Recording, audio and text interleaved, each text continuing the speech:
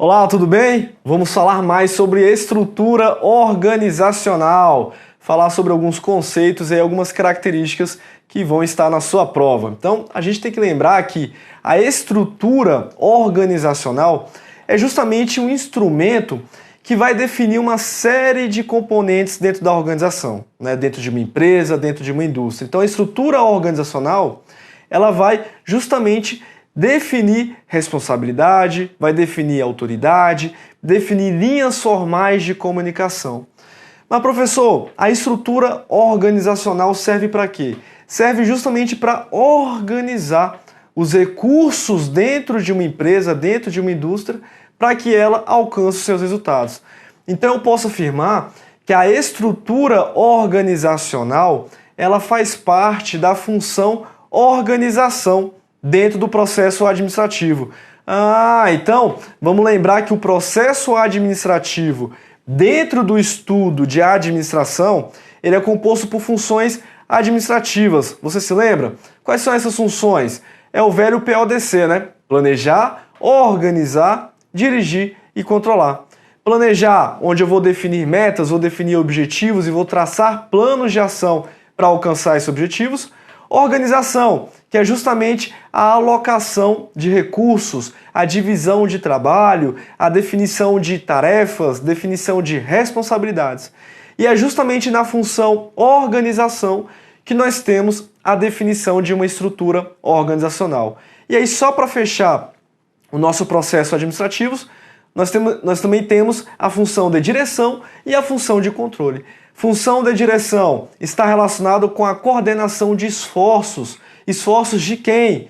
Das pessoas dentro da minha empresa. Então, dirigir significa coordenar os esforços das pessoas para que elas alcancem tudo aquilo que eu planejei, tudo aquilo que eu defini como objetivo, como uma meta lá na etapa de planejamento. E por último, a função controle, que é a função que vai avaliar, ela vai verificar se aquilo que eu estou executando está conforme o que eu estabeleci no planejamento. Então é por meio da função controle que eu consigo verificar aí erros e desvios.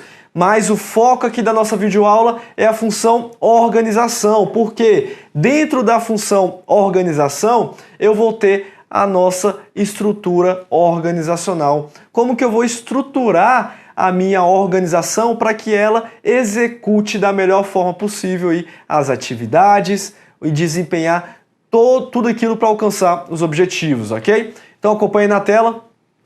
A partir dessa introdução, a gente tem que lembrar então que a estrutura organizacional é o modo como a empresa, o órgão público divide o trabalho e as responsabilidades, além da maneira como coordena todos os esforços realizados, né, os recursos dentro da empresa. Então, ao organizar, estamos alocando pessoas e recursos diversos para que possamos alcançar os objetivos da empresa. Então, um gestor deve definir qual funcionário fará cada tarefa, quem será o chefe, como as diversas áreas da empresa devem se coordenar e trabalhar de forma harmônica. Então, isso tudo, essas definições, definição de quem faz o quê, quem manda em quem, são definições que fazem parte da estrutura organizacional de uma empresa, de uma indústria. Então, portanto, a estrutura organizacional seria esse conjunto ordenado de responsabilidade, autoridade, comunicações e decisões. Professor, eu posso afirmar que uma estrutura organizacional ela é composta por um sistema de comunicação, um sistema de responsabilidade e de autoridade e um sistema de decisão? Sim, esses são os sistemas que compõem a estrutura organizacional. Então, toda estrutura organizacional, ela vai definir quem manda em quem, sistema de autoridade. Ela vai definir quem que comunica com quem, né? O sistema de comunicação. Ela vai definir também quem decide dentro da minha organização, ou seja, um sistema decisório, um sistema de decisão. E por último aí, eu tenho também um sistema de responsabilidade, né? As atribuições de cada cargo, as atribuições de cada departamento. Então imagine você daqui um dia, futuro servidor, futura servidora, você vai estar dentro de um órgão público. E o órgão público, ele vai possuir uma estrutura organizacional. onde o trabalho vai ser dividido, você vai ter uma série de responsabilidades distribuídas entre os departamentos, entre as pessoas. Então isso tudo faz parte da estrutura organizacional do seu futuro órgão público que você vai fazer parte. Maravilha? Acompanha na tela então. Então, só para reforçar, nós estamos dentro da função de organização, função que faz parte do nosso processo administrativo, do nosso processo organizacional. Lembrando que o nosso processo administrativo, nosso processo organizacional, para fins de estudo aqui da administração, é justamente esse conjunto de funções administrativas que eu desempenho de forma cíclica, dinâmica e interativa dentro das nossas organizações. Quais são as funções? PODC. Lembrando que isso aqui é uma evolução das funções faiolinas, né, das funções de Fayol, que foram desenvolvidas, que foram introduzidas lá na teoria clássica de Fayol, que era o POC3, planejar, organizar, controlar, comandar e coordenar. E aí nós temos hoje, numa visão moderna, o PODC, mas estamos falando aqui da função de organização, que é o foco aqui da nossa aula. Então a função organização é aquela que busca organizar, estruturar, integrar os recursos disponíveis para que as ações a serem realizadas possam atingir os objetivos organizacionais. Então a organização, como uma função administrativa que compõe o nosso processo organizacional ou o nosso processo administrativo, é a função que trata especificamente aí da obtenção e aplicação dos meios para que se possa pôr em prática as outras funções administrativas: planejamento, direção e controle. E aí, pessoal, vamos falar um pouco mais sobre a divisão do trabalho ou a especialização. Nós vimos até agora que a estrutura organizacional é justamente esse modo em que uma empresa, em que uma organização vai dividir o trabalho, vai dividir as responsabilidades, vai definir um sistema de comunicação, um sistema de autoridade, um sistema de responsabilidade. Então a gente tem que ter em mente que a divisão de trabalho é um ponto fundamental na estrutura organizacional. Mas, professor, o que é dividir o trabalho? A própria expressão já fala, né, pessoal? Eu vou pegar um trabalho e vou dividir em partes menores para especializar cada tarefa.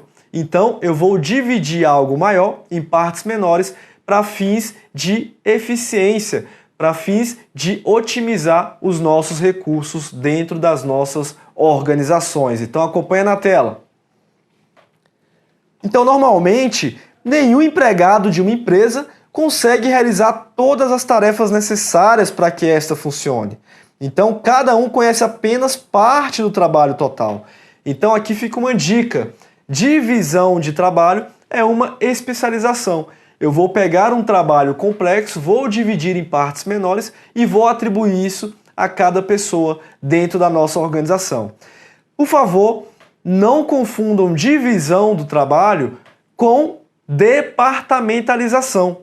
A departamentalização, que nós iremos estudar em um vídeo específico, ela é um conjunto, uma agregação ali de funções parecidas e eu formo um departamento. A divisão de trabalho eu estou especializando, estou separando as tarefas e distribuindo. A departamentalização eu vou juntar tarefas similares, funções similares em um departamento, seguindo algum critério específico. Mas não se preocupe porque nós iremos estudar tranquilamente o conceito de departamentalização e os critérios utilizados para fazer uma departamentalização nas empresas, ok? Então voltem na tela. Então, um empregado dentro de uma empresa, ele não vai conseguir fazer tudo, né? Realizar todas as tarefas. Então eu preciso ter uma divisão do trabalho dentro das nossas organizações. Então essa divisão do trabalho nada mais é do que eu dividir as tarefas entre os departamentos e entre as pessoas de uma organização.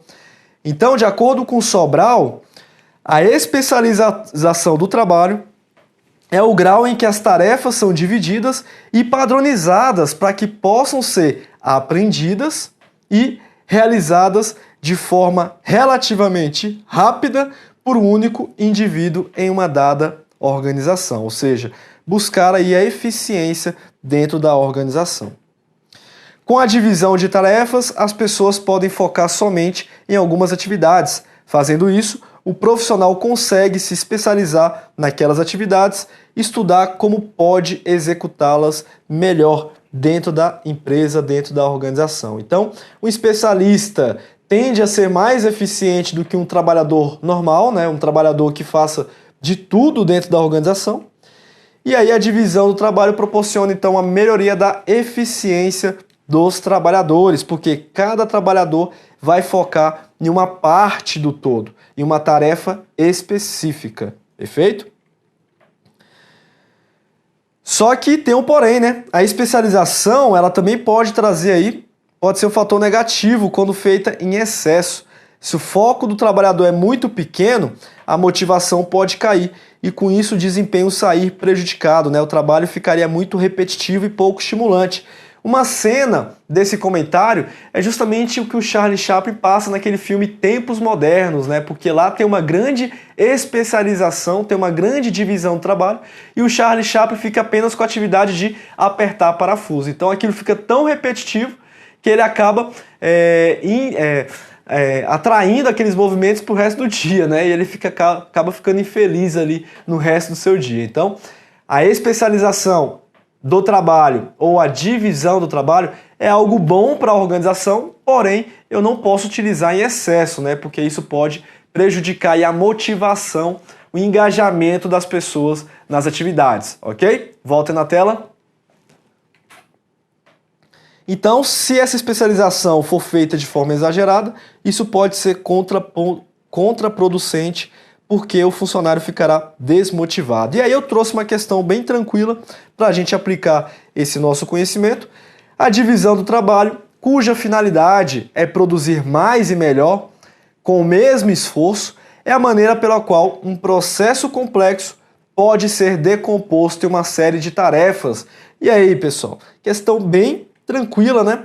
Questão certíssima aí, questão do CESP, e foi o que a gente acabou de ver. Então, a divisão do trabalho, que eu posso chamar também de especialização, nada mais é do que eu quebrar um trabalho, quebrar algo mais complexo em partes menores, em tarefas, e essas tarefas serão desempenhadas por pessoas diferentes, buscando então a eficiência, produzir mais em menos tempo, produzir melhor, perfeito?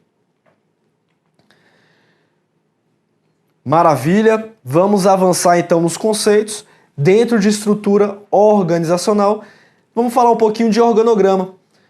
Primeiro ponto, o que vem a ser o organograma, pessoal? O organograma nada mais é do que uma representação gráfica da estrutura formal da empresa. Então, olha aqui comigo, o organograma é um gráfico. É um gráfico que vai representar de forma visual a estrutura organizacional da nossa empresa, da nossa instituição. E tomem nota aí, sublinhem, porque o organograma é uma ferramenta que representa a estrutura formal, a organização formal da nossa empresa. A organização formal é justamente aquela definida em um normativo, definida e deliberada dentro da minha instituição. Perfeito? A gente vai ver mais detalhes sobre estrutura formal e informal daqui a pouco. Mas o que a gente tem que anotar agora é que o organograma, essa representação visual, esse gráfico, ele representa a estrutura formal da nossa empresa. Aquela estrutura que está representada aí em algum normativo, em alguma portaria dentro da nossa organização. Beleza? Então, voltem na tela. Então, o organograma tá fácil. O organograma é aquele gráfico que eu vou visualizar a estrutura formal da minha empresa. Portanto, a partir de um organograma, eu vou conseguir identificar, visualizar a divisão do trabalho, a relação de supervisão, quem que manda em quem, né? Os canais de comunicação, os níveis hierárquicos da minha empresa. Então, o organograma é essa figura, essa imagem que irá representar a estrutura organizacional formal da nossa empresa. E aí nós temos tipos de organogramas. Os organogramas clássicos, tradicionais, ou também chamado de verticais, e organogramas não tradicionais, que a gente vai chamar aí de organograma circular ou radial. E aí o organograma tradicional ou vertical, né, que é essa imagem, essa figura aqui que nós temos, representando justamente, ó, nós temos aqui a divisão do trabalho, ó, cada departamento está desempenhando atividades específicas. Nós temos aqui as relações, os níveis hierárquicos. Nós temos as linhas de comunicação. Então percebam que por meio do organograma eu consigo identificar essa série de fatores, né? Divisão do trabalho, linhas de comunicação, relações de supervisão, níveis hierárquicos, ok? Então percebam que aqui nós temos a hierarquia, onde quando eu vou indo mais para o topo, eu tenho um aumento aí da hierarquia, né? E aqui, de forma horizontal, eu tenho a figura da departamentalização, ou seja, eu vou agrupar, segundo algum critério, atividades e funções. Nesse caso aqui, ó, eu segui o critério da função. Então eu tenho a função de finanças, a função de marketing e a função administrativa. Então eu agrupei atividades relacionadas a uma mesma função e com isso eu criei departamentos. Então percebam que a departamentalização é justamente esse agrupamento homogêneo segundo algum critério, que pode ser o critério da especialização, o critério da função que exerce, como eu posso utilizar outros critérios geográficos, né? Eu vou ter departamentos em cada região do país, eu vou ter departamentos de acordo com o cliente, né, que ele atende, enfim, a gente vai ver esses critérios detalhadamente numa aula própria, perfeito? Maravilha, professor, estou entendendo. Então a estrutura organizacional, esse conjunto aí de sistemas de autoridade, sistema de responsabilidade, sistema de comunicação e sistema de decisão. Muito bem. E essa estrutura organizacional, ela estará representada aí num organograma, em um gráfico de forma visual. E aí eu tenho o nosso organograma clássico e eu também tenho o nosso organograma não clássico ou não tradicional, que é o radial. Acompanha na tela. E aqui eu trouxe um exemplo aí do Banco Central. Percebam que é um organograma circular, mas ele traz também as mesmas informações, né? A partir daqui eu consigo ver a divisão do trabalho, os níveis hierárquicos, as relações de supervisão, de hierarquia, porém o formato dele é circular. Então, por exemplo, aqui ó, no centro nós temos a figura da presidência e aí nós temos o segundo nível hierárquico aqui, ó, que é o nível dos diretores, das diretorias. Depois nós temos um outro nível hierárquico, que é o nível aí de departamentos, o nível de coordenação. Então, é um tipo de organograma. Um outro exemplo aí de organograma radial ou circular. Também aqui no meio nós temos o Conselho Superior de Administração. Depois você vai vindo com os outros níveis hierárquicos aí, com os diversos departamentos. Maravilha, show de bola. Vamos aplicar questão saindo do forno. Então, ó, nós temos aí, a questão trouxe o seguinte: baseada na criação de um administrador de ferrovias em 1856, Daniel McCallum, foi resumida a complexidade da social, os diferentes sujeitos envolvidos e suas relações de comunicação na organização, com o objetivo de demonstrar a disposição das unidades funcionais da organização. Um gráfico, considerado ferramenta gerencial. Então, a questão está trazendo aí que a complexidade social, os diferentes sujeitos envolvidos e as relações de uma organização foram representadas em um gráfico, que é considerado aí uma ferramenta gerencial. Pessoal, um gráfico que representa as relações de comunicação dentro de uma empresa, os diferentes sujeitos, diferentes departamentos, e é um instrumento gerencial. Só pode ser o quê, pessoal? só pode ser o nosso organograma que a gente acabou de ver. E aí as outras letras trouxeram aí a figura do fluxograma, histograma, diagrama de afinidades e funcionograma. Vamos fazer alguns comentários. Então, o gabarito é a letra A. Organograma, como nós já vimos, representa a estrutura organizacional formal de uma organização. Funcionograma é um gráfico na qual detalha as atividades que compõem uma função, né? Então, imagine, eu vou ter o organograma representando ali a estrutura organizacional e eu tenho a funcionograma, que é um gráfico que vai detalhar as funções, né? O que eu vou desempenhar dentro de cada departamento, por exemplo, dentro de cada diretoria, o que o diretor vai ter que executar. Então isso é um funcionograma. Já o fluxograma é um gráfico típico da exibição do fluxo de processo. Então imagine, o que é um processo?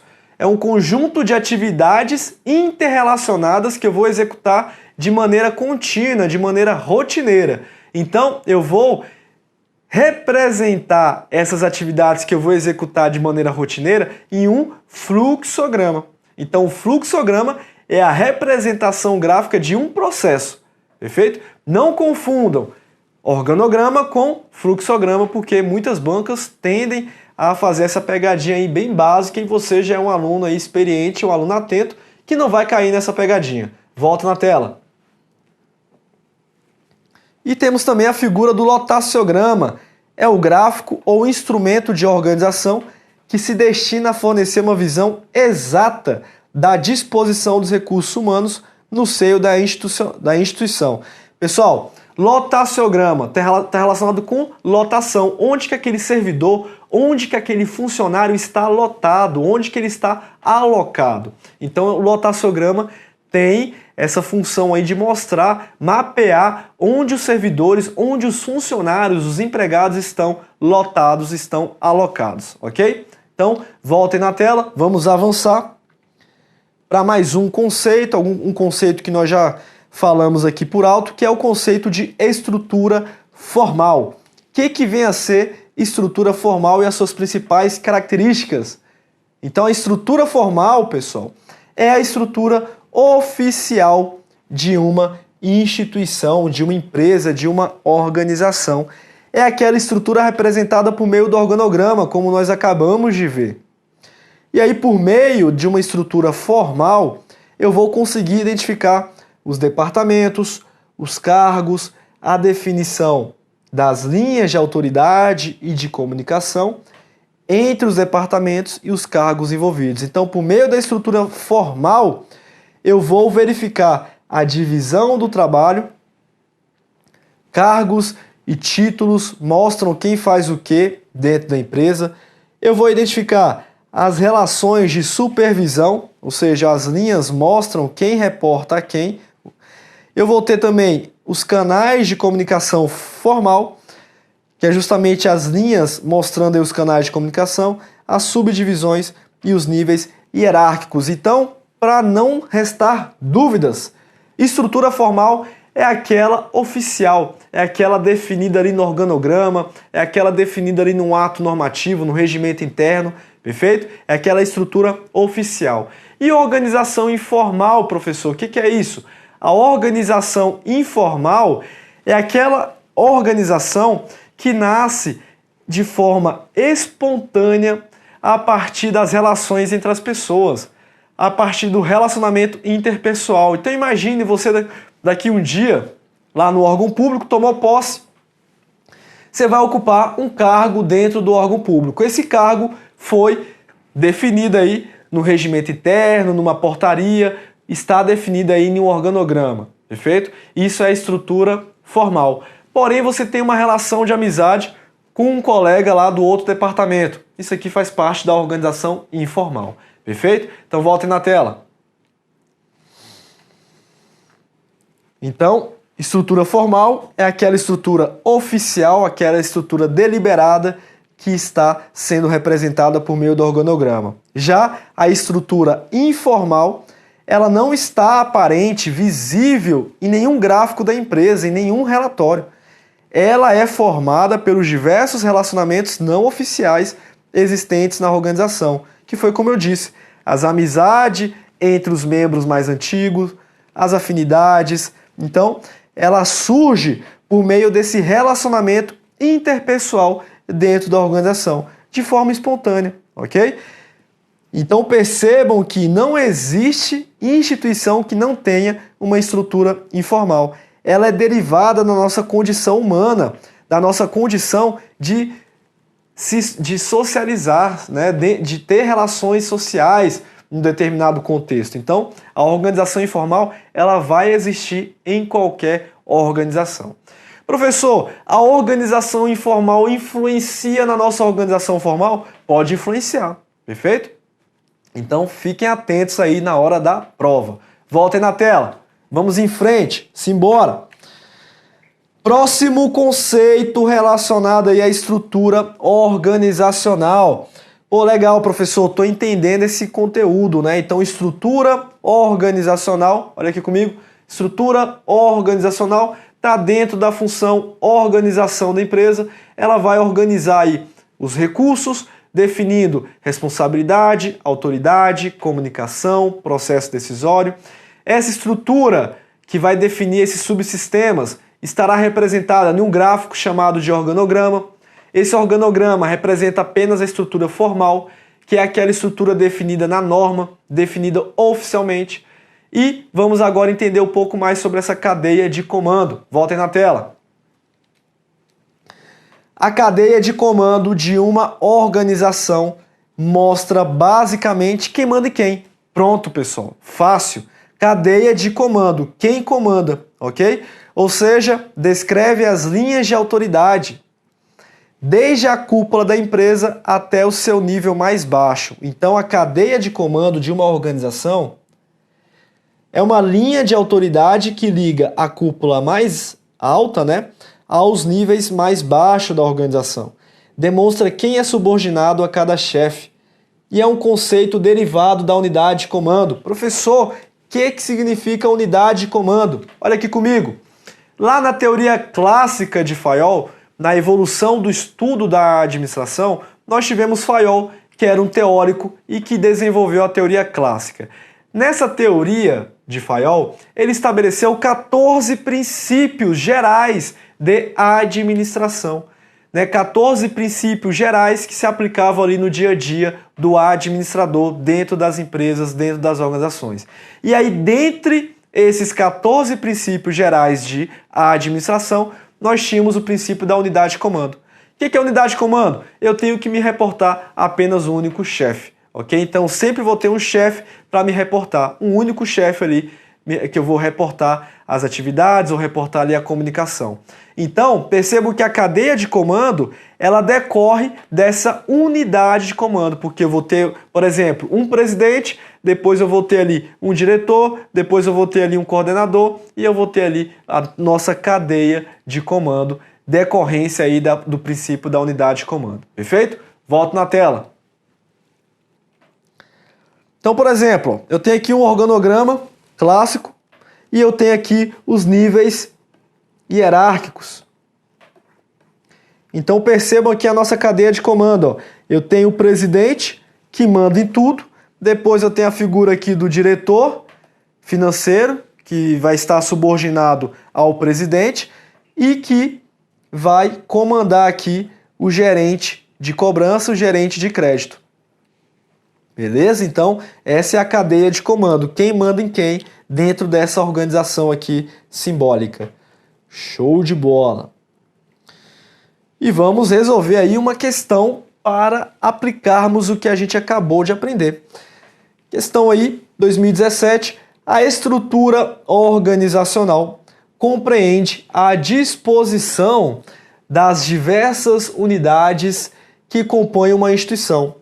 Em relação à estrutura linear, marque V para as afirmativas verdadeiras e F para falsas. E aí nós temos o princípio da unidade de comando, concede ao superior autoridade única e exclusiva sobre seus subordinados.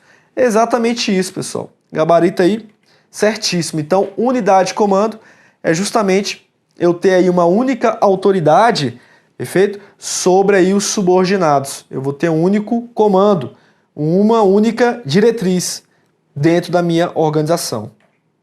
Mais uma questão. Vitor trabalha, ele exerce o cargo de auxiliar administrativo. Acima dele há um supervisor de atividades que se chama Pedro. Pedro segue ordens de Alberto, gerente do setor. Acima de Alberto está Vinícius, diretor da área. Então nós temos aqui a seguinte situação. Nós temos lá o Vitor na base, como auxiliar administrativo. Depois nós vamos ter o Pedro.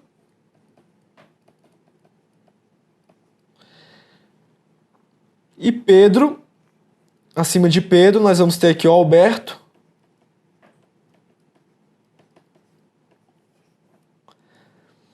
Gerente do setor. E acima do Alberto, nós temos aqui o Vinícius, que é o diretor. Então nós temos aqui uma relação de quem manda em quem, e esse é um conceito aí, uma descrição justamente do que a gente acabou de aprender, que é a cadeia de comando. Justamente a relação aí de quem que manda em quem que obedece a quem. Perfeito? Maravilha, vamos avançar. Nós temos aí mais um conceito importante que é a amplitude de controle. Amplitude de controle que também pode ser chamada de amplitude de comando ou amplitude administrativa, mas não confundam com cadeia de comando que nós acabamos de ver. Amplitude de controle, galera, bem simples, é a quantidade de funcionários que cada chefe controla. Simples, perfeito? Então, amplitude de controle, quantos subordinados eu controlo dentro da minha organização. E aí nós vamos ter algumas consequências desse conceito. Quais são essas consequências? Quanto maior a amplitude de controle, maior é o número de pessoas para cada gestor. Estruturas agudas provocam custo maior, mas as pessoas recebem maior atenção do seu chefe e têm menor autonomia. Professor, tem como explicar melhor isso daí porque ficou um pouco confuso. Claro, vou explicar agora. Então, amplitude de controle, nós vimos que significa a quantidade de subordinados que um determinado chefe tem controle. Perfeito? E aí, o que nós vamos ter como decorrência desse conceito? Imagine aqui nessa organização, ó, esse cargo aqui de presidente, ele tem 2 subordinados. Esse cargo aqui de diretor, ele tem 2 subordinados. Aqui tem 2 subordinados. Então, essa é a amplitude de controle aqui nessa organização. 2 subordinados. Então, olha aqui, ó. Vamos fazer um desenho. Desenhar aqui ó, a pirâmide. A amplitude, leve para a prova como se fosse esse ângulo aqui, ó. Amplitude de comando, amplitude de controle, amplitude administrativa. Então, ó, uma amplitude menor, um ângulo menor, nós vamos ter a seguinte consequência. Então, ó, amplitude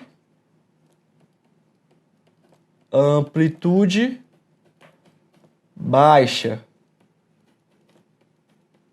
Perfeito? Agora, olha para esse outro desenho aqui do lado.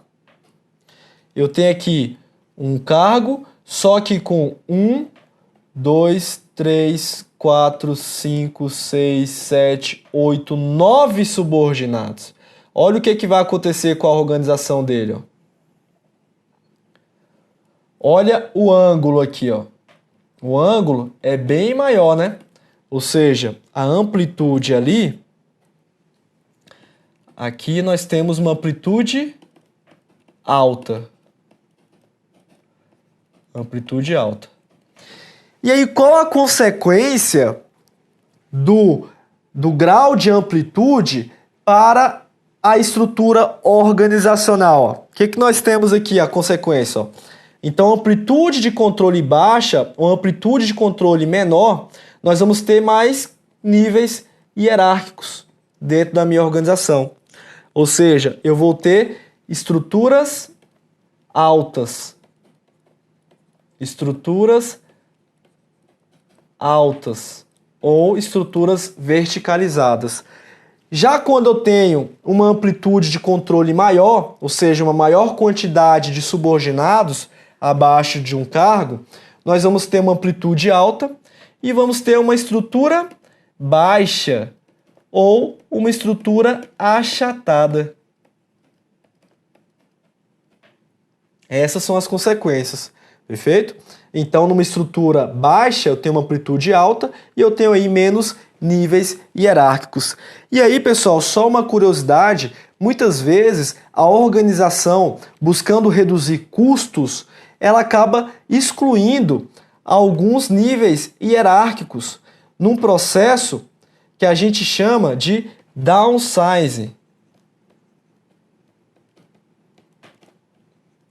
que é justamente um achatamento, onde eu vou aumentar a minha amplitude e vou diminuir a quantidade de níveis hierárquicos, ok? Então esse é o conceito de amplitude de controle que a gente tem que levar para a prova, que também pode ser chamada de amplitude de controle, amplitude de comando ou amplitude administrativa. E aí vamos aplicar aí um conceito aí nessa questão. Um princípio básico do processo de organização diz respeito à definição do número de subordinados sob responsabilidade de cada gestor. Esse princípio é conhecido como, então, pessoal, quantidade de subordinados sob responsabilidade de cada gestor. Isso é o conceito de amplitude de controle, que também pode ser chamado de amplitude de comando ou amplitude administrativa. Maravilha, pessoal! Show de bola! E com essa questão a gente encerra esse vídeo aqui por agora. Teremos mais aí falando sobre estrutura organizacional, mas vamos parar por aqui. Deixa o nosso momento de reflexão. Todos os seus sonhos podem se tornar realidade se você tem coragem para persegui-los. Já dizia aí o Walt Disney. Perfeito? Então, pessoal, fiquem com Deus. Vimos aí vários conceitos sobre estrutura organizacional. Revisem, façam suas anotações e até o nosso próximo vídeo. Abraço, tchau, tchau!